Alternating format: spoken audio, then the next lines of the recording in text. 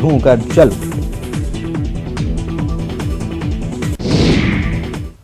और आइए अब देखते हैं खबरों को विस्तार से। छतरपुर के लवकुश नगर के प्रसिद्ध माता बंबर बैनी मंदिर की सीढ़ियों पर एक युवती ने सोशल मीडिया के लिए रील बनाई। फिल्मी गानों पर बने इस वीडियो को उसने हाल ही में सोशल मीडिया पर शेयर किया था। इसके बाद हिंदू संगठनों ने इस पर नाराजगी जताई। मामला राजधानी भोपाल तक भी पहुंचा, जिसके बाद अब नेहा नाम की उस युवती पर एफआईआर दर्ज हो चुकी है।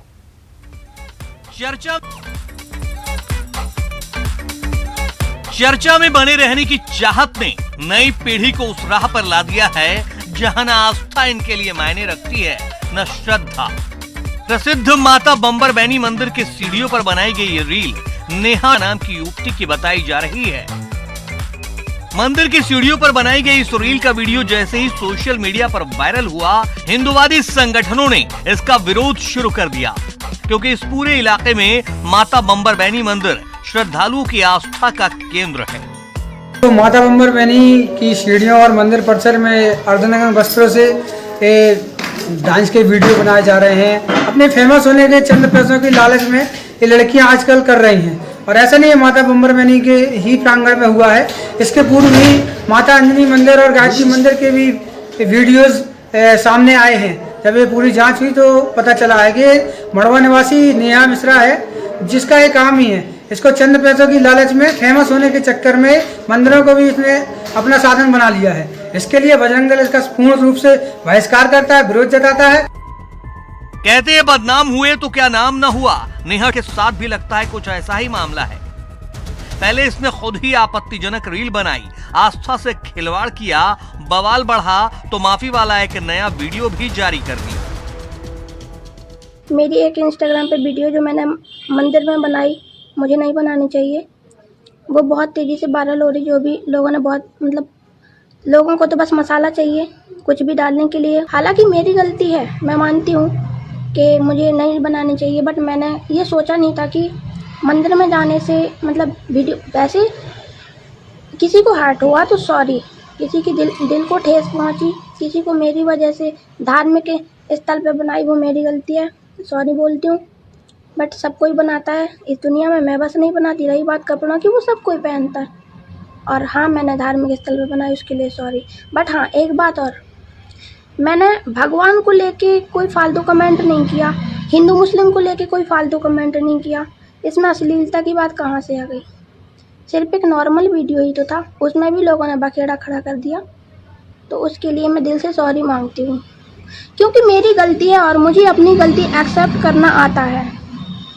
इसलिए मुझे ये नहीं है कि मैंने कोई बहुत बड़ा पाप कर दिया, मैंने कोई मर्डर नहीं कर दिया, मैंने कोई क्राइम नहीं कर दिया।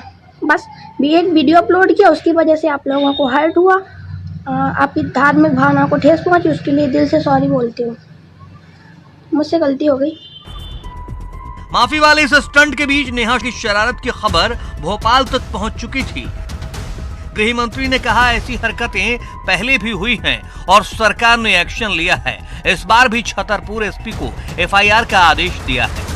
देवी मंदिर परिसर में जो वस्त्र उन्होंने पहने हैं आदरणीय नेहा जी ने, और जिस तरह का दृश्य फिल्माए गए हैं, ये आपत्तिजनक है।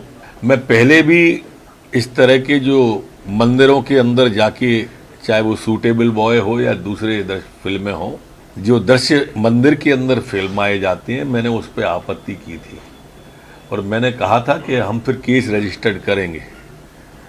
इसके बावजूद भी उन्होंने किया है। मैंने एसपी छतरपुर को बुलाया कि इन पर एफआईआर करें। इस आदेश के चंद घंटों बाद ही एक्शन भी आ गया। पुलिस की जांच में छतरपुर के नेहा की हरकत संदिग्ध पाई गई, जिसके बाद एफआईआर दर्ज हो गई। गृह मंत्री का आदेश एफआईआर दर्ज करने, क्या मामला है अभी तक? छतरपुर जिले के लवकुश नगर थाना अंतर्गत कल सूचना प्राप्त हुई थी कि एक बच्ची है जो लगातार इंस्टाग्राम और विभिन्न सोशल मीडिया के माध्यमों से धार्मिक स्थलों पे लगातार डांस और अलग अलग प्रकार के वीडियो बनाती रहती है। इसमें आवेदन प्राप्त हुआ था कल, जिसकी जांच की गई और जांच के आधार पर आज संज्ञेय अपराध पाने पर एफआईआर इसमें 295 के तहत दर्ज की गई है। सोशल मीडिया पर फैल रही अश्लीलता ने सामाजिक दायरों और जिम्मेदारियों को धराशायी कर दिया है। न सिर्फ बालिग बल्कि अब तो नाबालिग बच्चे भी सोशल मीडिया के नशे की गिरफ्त में हैं। जल्द ही पहचान पाने की जिद में ये किसी भी हद तक जाने को तैयार है। Bureau report, news 18, Madhya Pradesh, Chhattisgarh. बढ़ते आगे, पीएफआई पर हुई कार्रवाई के बाद आतंकी संगठनों के आपसी तालमेल का सबसे बड़ा खुलासा हुआ। बताया जा रहा है कि प्रदेश में बैठकर ये देश को दहलाने की साजिश रच रहे हैं, क्योंकि मध्य प्रदेश में आतंकी संगठनों का महागठबंधन बन गया है। इन संगठनों के आतंकी एक दूसरे के लिए काम भी कर रहे हैं। देश में आतंकियों का महागठबंधन बन गया है। सिमी हो, पीएफआई हो या दूसरे आतंकी संगठन, ये सब एकजुट हो गए और किसी बड़ी वारदात की फिराक में हैं। मध्य प्रदेश में पीएफआई की साजिशों का पर्दाफाश हुआ तो अब कई बड़े खुलासे हो रहे हैं। सूत्रों के मुताबिक जांच एजेंसियों को पता चला है कि प्रदेश में आतंकी संगठनों का महागठबंधन बन गया। सिमी आतंकी संगठन पर सालों पहले प्रतिबंध के बाद भी अब JMB, sofa, ISI, तहरीक-ए-पाकिस्तान, ISIS, al Qaeda समेत कई कट्टरपंथी विचारधारा वाले आतंकी संगठन सक्रिय हैं। जैसे कि सिमी आतंकी प्रतिबंधित पीएफआई के लिए काम कर रहे हैं। सूफा आतंकी संगठन भी आईएसआईएस संगठन से प्रभावित है। आतंकियों के आपसी गठबंधन और तालमेल ने जांच एजेंसियों की नींद उड़ाकर रख दी है।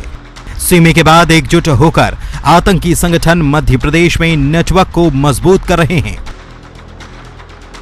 पीएफआई हो या दूसरे आतंकी संगठन, ये अपने नेटवर्क को मजबूत करने के लिए सोशल मीडिया का इस्तेमाल करते हैं। स्टेप बाय स्टेप ये लोगों को जोड़ने का काम करते हैं और यही कारण है कि इनका नेटवर्क मध्य प्रदेश में मजबूत हो गया है।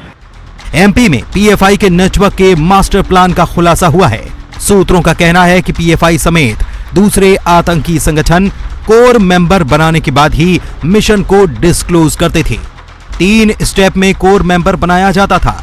सोशल मीडिया प्लेटफॉर्म से शुरू होकर फिजिकल यानी कि मुलाकात तक ये प्रोसेस होती थी। पीएफआई की सोशल मीडिया टीम सबसे पहले लार्ज स्केल पर लोगों को बल्क में मैसेज भेजते थे। इस मैसेज में खुलकर कट्टरपंथी विचारधारा को लिखा जाता था। दूसरे स्टेप में जो लोग मैसेज पर प्रतिक्रिया देते, उन्हें सोशल मीडिया पर संपर्क किया जाता और उनसे बातचीत की जाती। संपर्क में आए लोगों को धर्म या जिहाद से संबंधित बातें पोस्ट की जाती। जो युवा इस कंटेंट से जुड़ जाते, उन्हें तीसरे स्टेप में फिजिकल रूप से मुलाकात करके कोर मेंबर बनाया जाता। मेंबर बनाने के बाद पीएफआई अपने मिशन के बारे में जानकारी देती और फिर जिम्मेदारी भी दी जाती। केंद्रीय एजेंसी एनआईए के अलावा मध्य प्रदेश की एटीएस लगातार जांच कर रही है। पीएफआई हो, जेएमबी हो या दूसरे आतंकी संगठन, सभी पर जो है इस समय मध्य प्रदेश की इंटेलिजेंस और एटीएस की नज़र है। पीएफआई के जितने भी आरोपी गिरफ्तार किए गए हैं, उनके परिवार और रिश्तेदारों की कुंडली भी खंगाली जा रही है। मोबाइल फ़ोन हो या फिर बैंक डिटेल, तमाम जो दस्तावेज जब्त किए उनकी पड़ताल लगातार की जा रही है। एटीएस ने अब खानदान की कुंडली तैयार करनी शुरू कर दी है। पीएफआई के आरोपी सदस्यों के परिवार, रिश्तेदार की कुंडली तैयार की जा रही है। इनकी पीएफआई से कनेक्शन की जांच हो रही है। बैंक डिटेल, मोबाइल फोन की पड़ताल भी जारी है। मामले में जांच का दायरा बढ़ चुका है।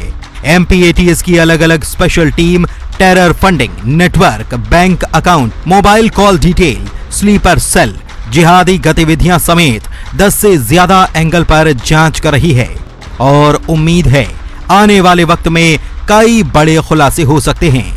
साथ ही आने वाले वक्त में और भी गिरफ्तारियां मुमकिन हैं।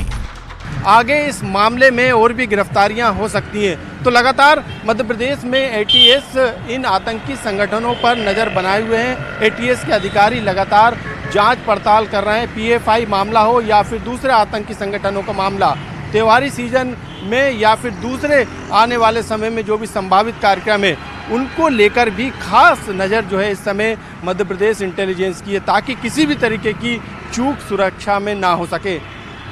कैमरामैन अजय तंवर के साथ मनोज राठौर, न्यूज़ 18 भोपाल।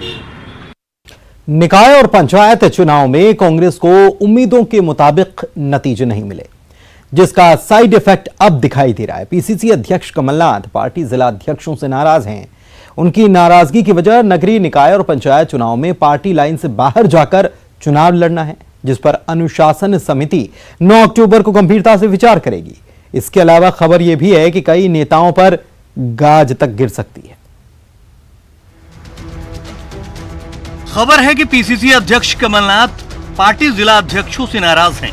उनकी नाराजगी की वजह नगरीय निकायों और पंचायत चुनावों में पार्टी लाइन से बाहर जाकर चुनाव लड़ना है।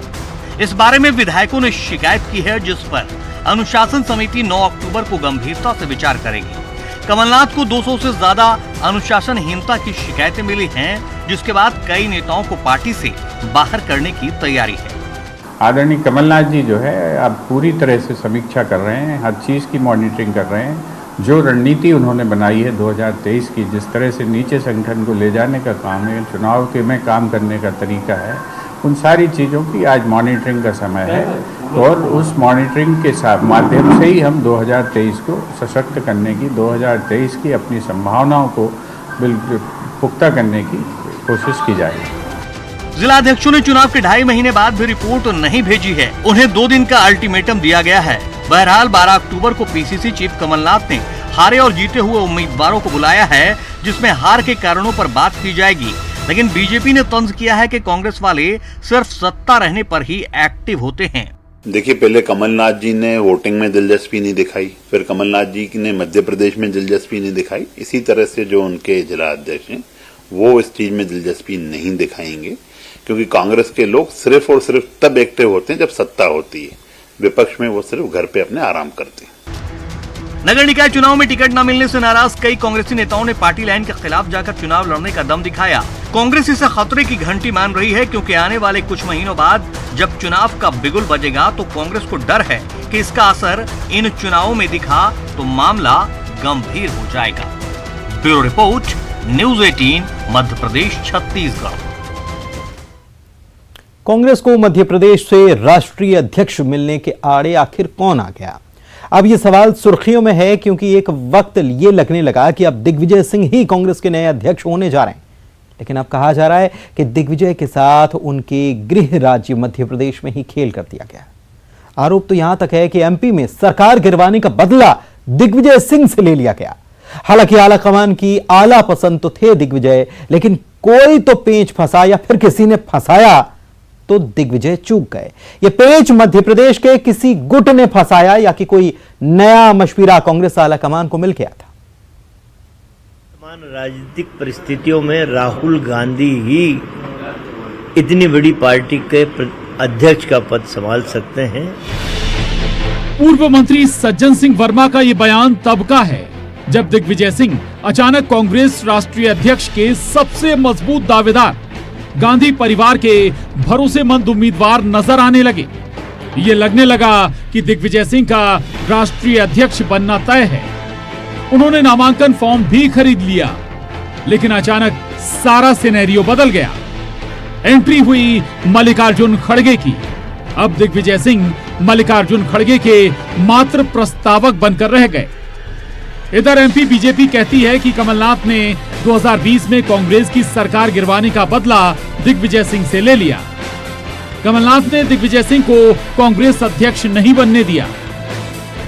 ये तो उसी दिन से तय हो गया था जब दिग्विजय सिंह जी राष्ट्रीय अध्यक्ष का नामांकन फॉर्म भर रहे थे और मध्य प्रदेश से कमलनाथ जी जो यहाँ के पीसीसी अध्यक्ष हैं, पूर्व मुख्यमंत्री हैं, वो समर्थकों में शामिल नहीं थे, प्रस्तावकों में शामिल नहीं थे और वो दिल्ली भी उनके समर्थन में जाकर खड़े होने वाले भी नहीं थे। पता है कुछ विधायक केवल जाने वाले थे डॉक्टर गोविंद सिंह जी के साथ में, जो वहाँ पहुँचे भी। इसका मतलब सीधा है कि उनकी कतई इच्छा नहीं थी कि वो समर्थन करें दिग्विजय सिंह जी का राष्ट्रीय अध्यक्ष बनने के लिए, और इसीलिए उन्होंने गुणा भाग षड्यंत्र दाव पेंच चले और दिग्विजय सिंह जी चारों खाने चित्त हो गए। आलाकमान का पहला भरोसा अशोक गहलोत पर था, लेकिन राजस्थान में सियासी उठापटक के बीच दिग्विजय दिल्ली बुला लिए गए। दिग्विजय सिंह भी गांधी परिवार के विश्वास पात्रों में शुमार होते हैं। उधर कमलनाथ भी दिल्ली की उड़ानें भर रहे थे और अचानक ही एक रात में सारे समीकरण बदल गए। दिग्विजय रेस से बाहर हो गए। इधर कांग्रेस का पलटवार कि बीजेपी के पेट में दर्द क्यों हो रहा है। बीजेपी तो बिना चुनाव कराए अध्यक्ष का कार्यकाल बढ़ा देती है। बीजेपी ये तो बताए कि नड्डा जी को एक्सटेंशन क्यों दिया, क्या उनके पास कोई उम्मीदवार नहीं बचा, कोई योग्य नेता नहीं है उनके से उनकी पार्टी की सदारत करने के लिए? जो है कानी जो है जिसकी आंख फूटी हुई है वो अपनी आंख नहीं देख रही, दूसरे से कह रही कि तेरी आंख में दाग है। ये भारतीय जनता पार्टी की हालत है। सुबेरे से शाम तक दूसरों की खिड़कियों पे ताक झांक करने के अलावा क्या करते हैं? ये कांग्रेस का है, आंतरिक मामला है। और कांग्रेस में जो है कौन आदमी फॉर्म भरेगा, कौन आदमी वापस करेगा, ये बीजेपी तय करेगी क्या कि कांग्रेस तय करेगी? ये कांग्रेस के नेता तय करेंगे। दिग्विजय सिंह का जब राष्ट्रीय अध्यक्ष बनना तय माना जा रहा था, तब एमपी में कांग्रेस का एक धड़ा शांत था, या कहें अंदर खाने खिचड़ी पक रही थी। सज्जन सिंह वर्मा तो दिग्विजय को अध्यक्ष पद के काबिल ही नहीं मान रहे थे। पीसीसी चीफ कमलनाथ ने दिग्विजय के पक्ष में कोई बयान नहीं दिया, उनके प्रस्तावकों में भी नहीं थे वो। ऐसे में कांग्रेस में वो कौन सा धड़ा है जो नहीं चाहता था कि दिग्विजय सिंह कांग्रेस के राष्ट्रीय अध्यक्ष बने? इस पर शायद ही किसी को कोई संशय हो। भोपाल से शैलेंद्र भदौरिया के साथ bureau report, news 18, Madhya Pradesh, Chhattisgarh. Chhattisgarh में इन दिनों मुद्दों की तलाश में जुटी बीजेपी रोजाना नए मुद्दों के साथ सरकार को घेरने में लगी है। अब बीजेपी ने सूबे के कानून व्यवस्था और गौठानों के मुद्दे पर कांग्रेस की सरकार को घेरा है। सूबे में चुनावी मुद्दों की तलाश में जुटी बीजेपी ने अब सूबे की कानून व्यवस्था को लेकर सरकार से सवाल किया है। सूबे के वरिष्ठ बीजेपी नेता धर्मलाल कौशिक ने सरकार पर हमला करते हुए कहा है कि जिस राजधानी रायपुर में सीएम से लेकर तमाम नेता मंत्री मौजूद रहते हैं, वहां चाकूबाजी और लूटपाट की घटनाएं हो रही हैं और कांग्रेस देश जोड़ने में जुटी है। जो इतना अपराध हो रहा है तो कहाँ है कांग्रेस के मंत्री लोग, कहाँ है कांग्रेस के विधायक? रोज यहाँ चाकूबाजी की घटना हो रही राजधानी में, मुख्यमंत्री से लेकर के सारे मंत्री यहाँ पर विराजमान है, क्यों नहीं रोक पा रहे हैं? अपराध में लगातार वृद्धि, लूटपाट, डकैती, हत्या इस प्रदेश में जिस प्रकार से हो रही है, इनके भारत जोड़ो यात्रा से इनका कोई संबंध नहीं, न भारत जोड़ो यात्रा से मतलब है। बीजेपी के इन आरोपों पर कांग्रेस ने एनसीआरबी के आंकड़ों से ही जवाब दिया है। कांग्रेस संचार विभाग के प्रमुख सुशील आनंद शुक्ला का कहना है कि छत्तीसगढ़ में कांग्रेस की सरकार आने के बाद अपराधों में कमी आई है।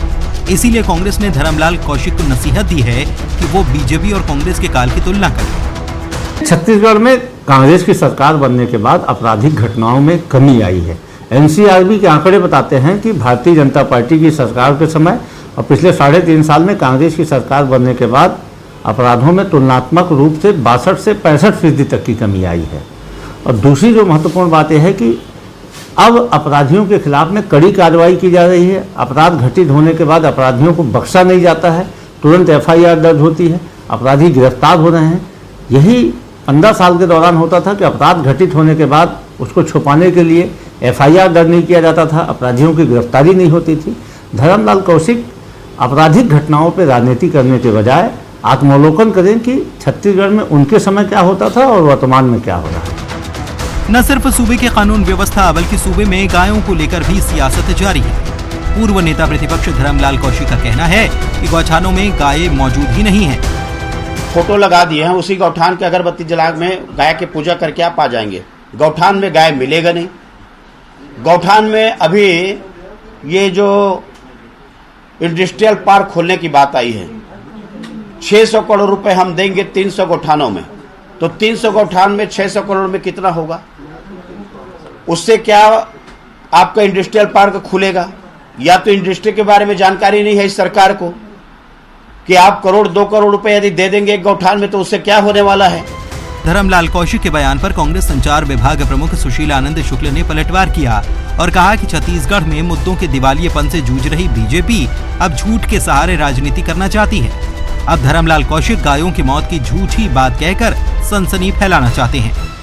देखिए, मुद्दा विहीन भारतीय जनता पार्टी छत्तीसगढ़ में अब झूठ के बिना पे राजनीति करना चाहती है। इसके पहले इनके राष्ट्रीय अध्यक्ष आए थे जगत प्रकाश नड्डा जी, उन्होंने छत्तीसगढ़ में 2 दिन में 71 आदिवासियों की मौत की बात कही थी।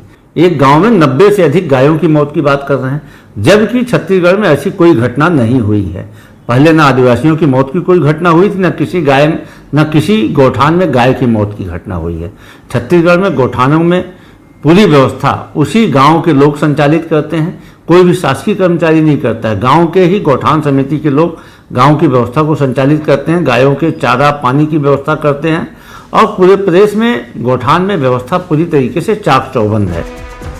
चुनावी मौसम के बीच मुद्दों की तलाश की जा रही है ताकि दोनों ही तरफ से जुबानी जंग जारी रहे और ऐसे में कभी शराबबंदी, कभी आरक्षण तो कभी कानून व्यवस्था का मुद्दा उठाया जा रहा है। लेकिन असली सवाल तो यह है कि इन मुद्दों की याद चुनावी मौसम में ही क्यों आती है। Bureau report, news 18, Madhya Pradesh, Chhattisgarh.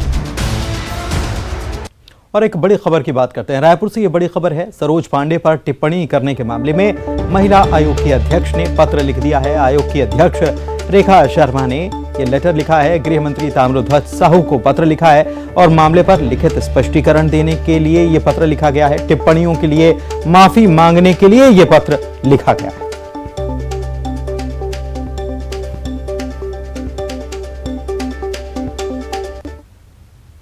और इसी के साथ इस बुलेटिन में इतना ही। नमस्कार।